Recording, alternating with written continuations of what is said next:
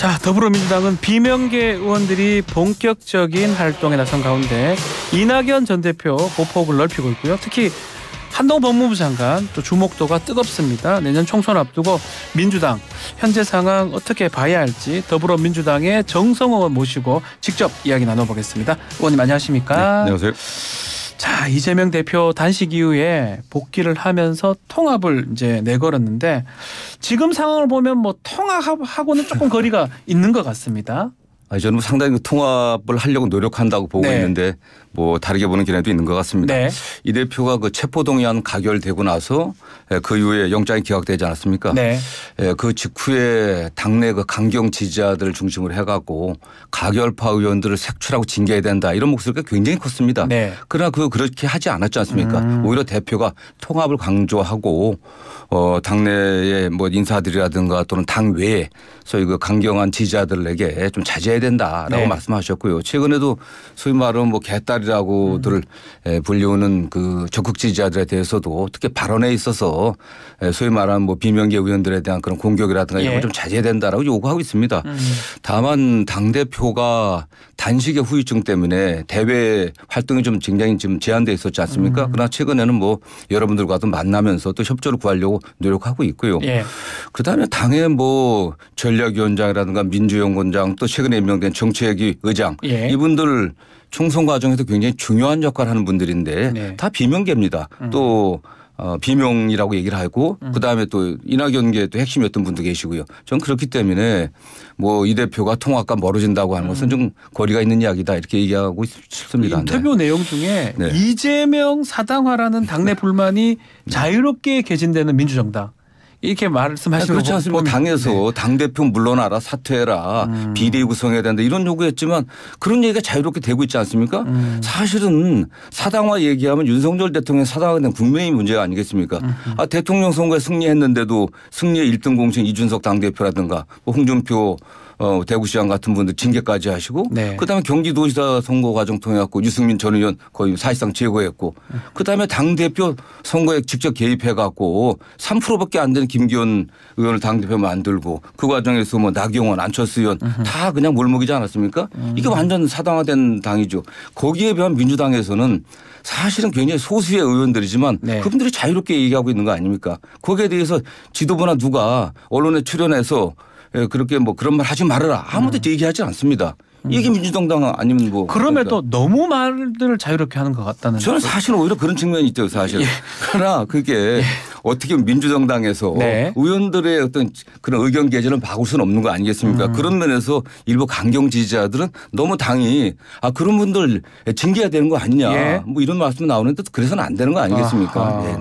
특히 이상민 의원 같은 경우는 지금 국민의힘 여당 쪽으로 가겠다 이런 의사까지 밝힌 상황이거든요. 어제 같은 경우는 또 인현 혁신위 위원장 만났습니다.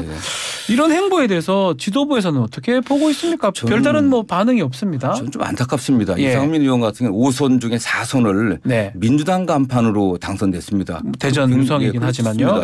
민주당 간판으로 당선되고 민주당의 중진으로서 활동해 오신 분이 지금 와갖고 뭐 야당과 대화하고 여당과 대화하고 여당 혁신이 가서 말씀하는 건 좋습니다. 오히려 그런 건 권장할 만한 이야기죠. 그러나 민주당이 오히려 뭐 그야 뭐 숨 막히고 오히려 국민의힘이 혁신위가 희망이 있다 이렇게 말씀하신 건 좀 과한 게 아닌가. 오히려 그분이 민주당 내에서 쓴소리를 하니까 존재감도 있고 주목받는 거 아니겠습니까? 그런 목소리를 여당에 들어가서 그런 목소리 낼 수 있겠습니까? 저는 이상민 의원하고 개인적으로 굉장히 가깝습니다. 굉장히 가까운 사이였지만 그분이 국민의힘에 입당해 갖고 윤석열 대통령이라든가 국민의힘 지도부에 대해서 쓴소리 할 수 있을 것 같습니까? 저는 주목받지 못하고 의미 없다고 생각합니다. 저는 이상민 의원이 그래도 민주당에서 오래 있었기 때문에 저는 뭐 여러 가지 당내 서운한 감정이 있다고 하더라도 당내 남아서 당이 변화되고 또 좀 발전할 수 있게 역할하는 게 필요하지 않나 생각합니다. 이상민 의원이 뭐 탈당을 마음 갖고 있는 그런 의원들이 꽤 있다 이렇게 좀 얼마 있다 이렇게 했는데 그 당내에서 들리는 이야기가 있습니까? 저는 뭐 그분의 희망사항이지 그러지 않을 겁니다. 최근에 뭐 김종민 의원 같은 분도 거기에 대해서 아쉬운 말씀을 하셨고 전혀 지금까지 살아온 가치와 노선이 다르지 않습니까? 그런 분들이 뭐 국회의원 한 번 더 하겠다고 민주당 탈당하고 여당으로 들어가겠다. 국민들이 어떻게 보겠습니까? 더군다나 지금 여당 뭐 지지율이 상 높은 편도 아니고 지금 여당 대통령 심판론이 강한 상황에서 저는 그렇게 선택을 할 분들은 거의 없다고 보겠습니다. 그러면 그렇게 이렇게 자꾸 얘기하고 탈당하려는 게 국회의원 한 번 더 하려고 지금 국민의힘 입당한다 이렇게 생각하시는 저는 뭐 겁니까? 그렇게 보고 싶지는 않지만 그러나 당내에 여러 가지 이견도 있고 뭐 견해가 다를 수 있지만 기본적으로 민주당의 공천이 시스템 하에서 이루어지니까 전 당원 당규를 당원 당규 잘 알고 있고 그렇다면 현역 의원이 좀 더 유리하지 않습니까? 현역은 유리하죠. 그러면 여기서 제대로 하는 게 맞지 않나요? 저는 그게 맞다고 생각합니다. 이제 지금 당 비판하고 여당에 들어가니 안 들어가니 이런 얘기가 나오는 그런 상황들을 만드는 것보다는 오히려 지역구에서 당원들과 대화하면서 민주당이 이런 문제를 내가 개혁하려고 한다. 그 본인의 진정성을 잘 설명하고 지역에 있는 유권자들 설득하는 게 더 필요한 거 아닌가 생각합니다. 이낙연 전 대표도 지금 눈에 띄는데요. 보폭을 조금 넓히는 듯합니다. 측근들에게 전후의 시체에 의해서 응원가 안 부른다 이런 얘기를 했는데 이게 만약에 이게 혁신계 뭐 본인들은 이제 비명계 혁신계라고 말씀하시던데 불공정하게 공천이 됐을 때 가만히 있겠다 이런 걸로 좀 들리기도 하고요. 모르겠습니다. 뭐 그래도 당의 대표와 또 전 정부의 총리까지 지낸 분이 민주당의 분열을 바라서 그런 말씀했다고 생각하지는 않습니다. 그 전후가 어떤 의미인지는 잘 모르겠어요. 전후라는 게 적과 싸워서 싸우는 분 아니겠습니까? 동지인데 민주당에서 무슨 공천 과정에서 탈락했다고 그래서 뭐 전후의 시체 이렇게 말씀한다고 보지는 않고요. 다만 어쨌든 본인도 당대표를 하셨기 때문에 민주당의 공천 시스템을 잘 알고 계십니다. 저는 거기에 대한 신뢰가 필요한 것 같아요. 신뢰가 필요하다. 김기현 대표가 슈퍼 빅텐트 얘기를 했는데 혹시나 여기 민주당 인사들 특히 탈당을 하게 되면 이분들 좀 갈 수 있을까요? 저는 모르겠습니다. 갈 분들이 계실까 하는 의문이고요. 선거 때만 되면 빅텐트 얘기가 나왔습니다. 슈퍼 빅텐트라고 하긴 하던데요. 지금 뭐 김기현 대표 입장에서는 지금 전직 당대표 대선의 1등 공신 이준석 지금 전 대표가 뭐 신당 창당을 시동 걸고 있지 않습니까? 물론 그분이 아직까지는 뭐 12월 말까지 시간적 여유를 뒀지만 좀 당의 전직 대표조차도 같이 함께하지 못하면서 무슨 빅텐트 얘기하는지 잘 모르겠어요. 오히려 정치권 안팎에 뭐 국회의원 한번 되려고 하는 예비군들이 굉장히 많지 않습니까? 뭐 그런 분들 그냥 모아보려고 하는 시도지 국민들이 다 보고 있기 때문에 국민들의 정치 수준이라든가 의식이 굉장히 높지 않습니까? 저는 뭐 성공하지 못할 그냥 희망사항이라고 보고 있습니다. 자, 뭐 그나저나 지금 최근 좀 돌출성 발언들이 계속 나오고 있습니다. 일단은 최강욱 전 의원 얘기를 하지 않을 수가 없는데 이 이제 설치는 암컷 이 요약이 원색적 표현을 좀 쓰면서 아마 정부 비판하기 위해서 했던 얘기로 가는데요.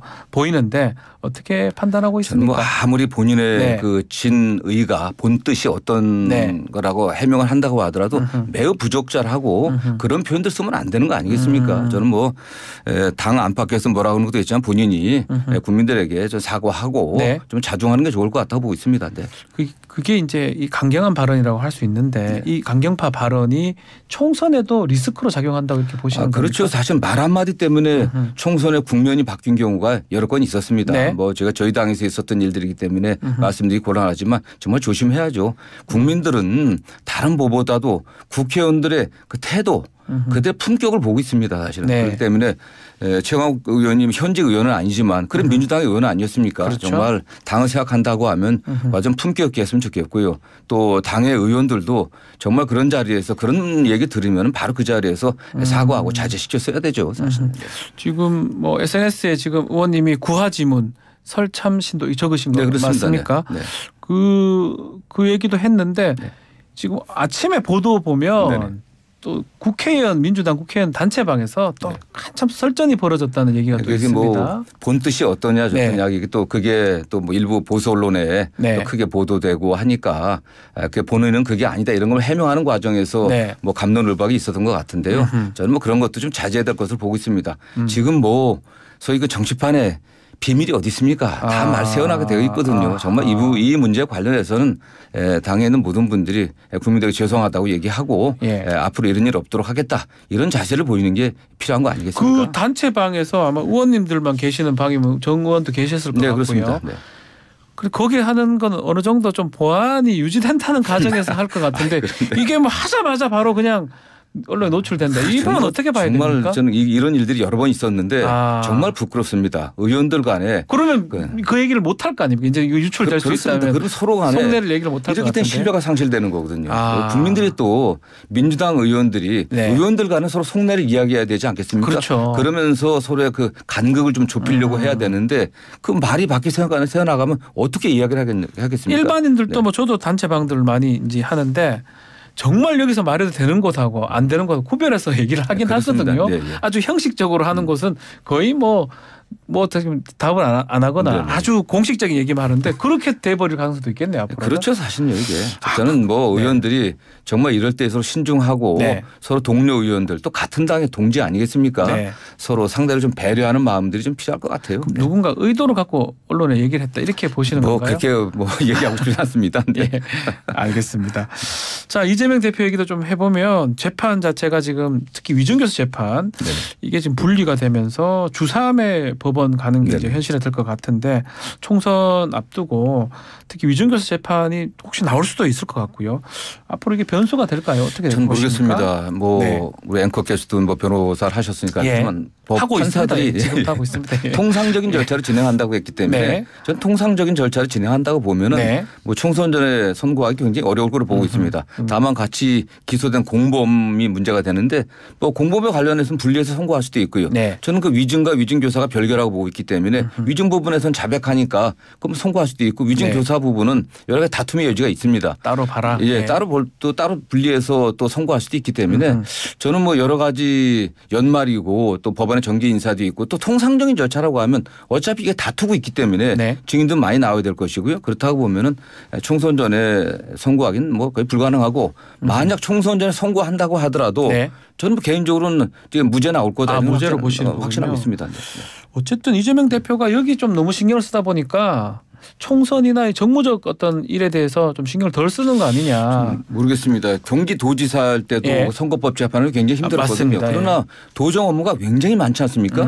그러나 지금 뭐 당무인데 지금 당무의 핵심이 정규계 예산심사 법안심사고요. 그다음에 총선 기획인데 예산이나 법안은 지금 뭐 홍익표 당 원내대표 중심으로 잘 대처를 하고 있고 예. 그다음에 뭐 총선은 지금 또 사무총장 중심으로 총선 기획단이 있기 때문에 또 저는 거의 잘 진행하려고 보고 있고요. 그게 뭐 그런 부담 때문에 정무적 판단을 제대로 못하거나 또는 뭐 흐리게 할 가능성은 없다고 보고 있습니다. 특히 민주당 같은 경우는 당 대표가 인재위원장까지 지금 맡고 있는 상황이니까 국민의힘하고 좀 다른데 인재 영입하려면 또 사람도 근데 만나고 결국은 이런 것도 있어야 만나고 되는 왜냐하면 거 우리가 확답을 줄 수 없는 거 아니겠습니까? 아. 그렇다면은 실무자들이나 네. 저 중진 의원들이 이렇게 좀 접촉하고요. 최종적인 이제 결정을 해야 될 때는 이제 대표가 만나는 그런 시스템이기 때문에 크게 시간 부담이 되는 건 아닌 걸로 알고 있습니다. 국민의힘은 뭐 최근에 유현준 교수 영입하려고 하다가 실패했다는 얘기가 네. 있던데 민주당은 인재 1호가 언제쯤 나올 수 있습니까? 저도 뭐 직접 관여를 안 해서 네. 잘은 모르겠지만 밖에 뭐 우리 어쨌든 4차 산업혁명 시대에 네. 필요한 그런 인재들 국민의 먹거리를 해결할 그런 유능한 인재들 접촉하는 것만 알고 있지 아직은 잘 모르겠습니다. 근데 굉장히 이게 뭐 야당은 상당히 어렵습니다. 이게. 네. 한동훈 장관 행보가 최근 뜨거운데 혹시 동훈여 지도라고 들어보셨습니까? 네, 들어봤습니다. 네. 그거 뭐 지지자들이 공유를 하기도 하는데 자, 어떻게 보셨습니까? 뭐 대구 갔다가 어제 대전까지 또 갔습니다. 장관이 네. 국민의 세금 받고 뭐 대선 행보할 게 아니라 네. 빨리 사퇴하고서 네. 뭐 여당에 입당해갖고 총선 출마하는 게 좋은 게 아닌가 생각하고 있습니다. 지금 뭐 법무장관 되셔갖고도 굉장히 정치적 발언을 많이 하셨잖아요. 그게 뭐 네. 야당 의원들과도 직접적으로 대놓고 싸우고 뭐 굉장히 공격적인 행태를 왔는데 지금 최근 행보를 보면은 뭐 네. 법무부 장관으로서 통상적인 행보라고 얘기하지만 전혀 그렇지 않습니다. 과거 어떠한 법무부 장관도 한동훈 장관식의 발언을 하거나 그런 식의 행보를 한 적이 없거든요. 네. 저는 이제는 국민들 앞에 빨리 그 총선에 나가겠다 선언하고 나오는 게 그게 정직한 거죠. 이게 오래 가게 되면 국민들도 좋게 보지 않을 겁니다. 그 발언 중에 어제 이제 이재명 대표에 대한 메시지로 보이는데요. 네네. 뭐 세금으로 초밥, 소고기 얘기를 했습니다. 그건 탄핵됐을 것이다. 네네. 이 발언은 어떻게 보십니까? 매우 부적절한 발언이죠. 이게 지금 뭐 법인카드 네. 문제 얘기하는 것 같은데 네. 유죄 확정 판결된 사건이 아니지 않습니까? 예. 유죄 확정 판결을 받기 전까지는 무죄입니다. 아직 무죄 추정하는 거예요. 그렇기 때문에 역대 어떤 검찰총장이나 법무부 장관이나 검사들이나 판사들이나 지금 기소되고 재판 진행 중인 사건에 대해서 그렇게 단정적으로 얘기한 사람이 없어요. 특히 법무부 장관이니까 그런 얘기 해서는 안 된다. 해서는 안 되는 거죠. 저는 일관되게 얘기하고 있는 겁니다. 법무부 장관이 그걸 이건 유죄다. 확정된 사실이다. 이렇게 얘기하면 더더구나 부적절한 거죠. 바로 그렇기 때문에 한동훈 장관이 정치적 행보를 하고 있는 거고 네. 자기 어떤 주목도 높이려고 하고 있는데 그렇게 해서는 안 되는 겁니다. 사실은요. 그렇다면 지금 이런 어떤 행보라든지 발언들 봤을 때 지금 시점에서 봤을 때 출마 가능성은 한 몇 퍼센트 정도? 저는 뭐 한동훈 장관은 나올 수밖에 없다고 보고 이제는 있습니다. 나올 수밖에 없다. 100%라고 보고 100%입니까? 네네. 예. 근데 뭐 이제 구원투수가 되겠죠. 만약에 나온다면 국민의힘이 구원투수가 될 수가 있을 것 같은데 지금 이번 총선은 윤석열 정부 심판 선거가 될 수도 있다. 네네. 이렇게 되는데 한동훈 장관이 나오면 그게 더 강화될 수도 있다는 분석도 있거든요. 저는 뭐 그렇게 보고 있습니다. 한동훈 장관은 그 윤석열 대통령과 뭐 영혼의 동반자 소울메이트 아니겠습니까? 가장 아끼는 분이고 그렇기 때문에 파격적으로 법무부 장관을 임명했지 않습니까? 네. 그리고 윤 대통령의 대리인입니다. 제2의 윤석열이에요. 전형적인 강남 출신의 엘리트 권력주의자입니다. 네. 평생을 검사로 살아왔고 윤석열 대통령과 사람 관심이 똑같죠. 그래서 국민들이 제2의 윤석열 한동훈을 선택할 건지 그럼 저는 뭐 윤석열 대통령 심판할 건지 이런 선택 기로에서 저는 분명하다고 보고 있습니다. 저는 윤석열 대통령이 뭐 지지율이 현재 한 35% 내외에서 오르락내락하고 있는 것 같은데요. 네. 어쨌든 뭐 지금은 반짝 주목도가 좀 높아지고 관심을 받고 있지만 결국 여당의 뭐 실패작이 되지 않을까 생각합니다. 네. 자, 또 다른 장관 원희룡 장관은 지금 이재명 대표하고 한번 붙겠다. 가장 센 사태하고 붙겠다. 센 사람하고 붙겠다. 이렇게 했는데 실제 막대결 가능성이 있는지. 저는 뭐 아시겠지만 지금 본인의 경쟁자라고 생각하는 한동훈 장관에 대해서는 국민적인 관심과 주목도가 높아지고 있고 또 이준석 전 대표에 대해 행보에 대해서 굉장히 관심이 커지고 있지 않습니까? 본인이 지난번에 양평 고속도로 백지화해갖고 크게 사고치지 않았습니까? 그럼 바로 후퇴해버렸어요. 지금 본인에 대한 관심과 주목도가 떨어지니까 관심 받으려고 하는 거죠. 사실은요. 그럼 원희룡 장관 입장에서는 떨어지면 끝입니다. 상대 아무 세력도 없어요. 그렇기 때문에 철저하게 계산해갖고 이길 만한데 그런 데로 갈 것으로 보고 있습니다. 네. 의원들이 주목받는 게 좋습니까? 아니면 배지를 한 번 더 다는 게 맞습니까? 전 모르겠습니다. 그래도 뭐 어쨌든 국회의원으로서 국가와 민족을 위해서 국민의 이익을 위해서 일하겠다는 그런 자세가 중요한 거 아니겠습니까? 네. 자, 뭐 좀 전에 지금 대통령 지지율 우리 정성호 의원께서 언급을 하셨는데요. 이 내용은 리얼미터가 지난 13일하고 17일간 조사한 내용이고 자세한 내용은 중앙 선거 여론조사의 심의 홈페이지를 참조하시면 됩니다. 자, 오늘 인터뷰 여기까지 듣겠습니다. 정성호 의원과 함께했습니다. 감사합니다. 감사합니다.